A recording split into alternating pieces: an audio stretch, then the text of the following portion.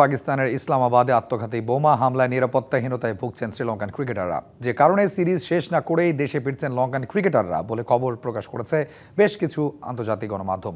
তবে লঙ্কান ক্রিকেটারদের নিরাপত্তা নিশ্চিতের আশ্বাস দিয়েছে পিসিবির চেয়ারম্যান মহসিন নাকভি। সম্প্রতি ইসলামাবাদে আত্মঘাতী বোমা হামলায় নিরাপত্তা নিয়ে উদ্বেগের দেশটিতে সফরে যাওয়া শ্রীলঙ্কান ক্রিকেটাররা ইতিমধ্যে পাকিস্তান ছাড়তে চায় দলটির ৮ ক্রিকেটার। লঙ্কান ক্রিকেটের এক কর্মকর্তা এ তথ্য জানিয়েছে বলে গণমাধ্যমে খবর প্রকাশ করা হয়েছে।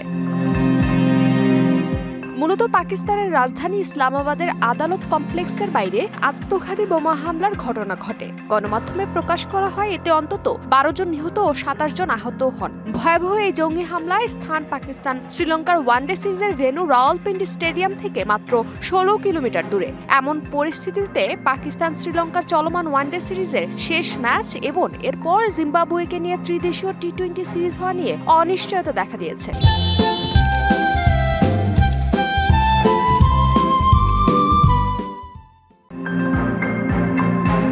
হামলায় হতাহতের খবর কানে আসার পর স্বাভাবিকভাবেই শ্রীলঙ্কা দল আতঙ্কিত হয়ে পড়ে। তবে হাসারাঙ্গা আসালাঙ্কা মেন্দিসের অভয় দিতে মঙ্গলবার প্রথম ওয়ানডে চলাকালেই তাদের সঙ্গে দেখা করেন পাকিস্তান ক্রিকেট বোর্ডের চেয়ারম্যান মহসিন নাকভি।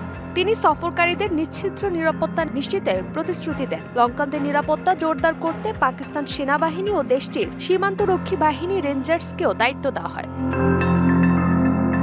২০০৯ সালের মার্চে লাহোরের গাদ্দাফি স্টেডিয়ামে টেস্ট ম্যাচ খেলতে যাওয়ার সময় শ্রীলঙ্কা দলের বাসে বন্দুকধারীরা হামলা চালায়। এতে ৬ লঙ্কান ক্রিকেটার আহত হন। ওই ঘটনার পর ৬ বছর পাকিস্তানে আন্তর্জাতিক ক্রিকেট বন্ধ ছিল, যে ঘটনার কারণে এবার বেশ আতঙ্কিত শ্রীলঙ্কান ক্রিকেটাররা।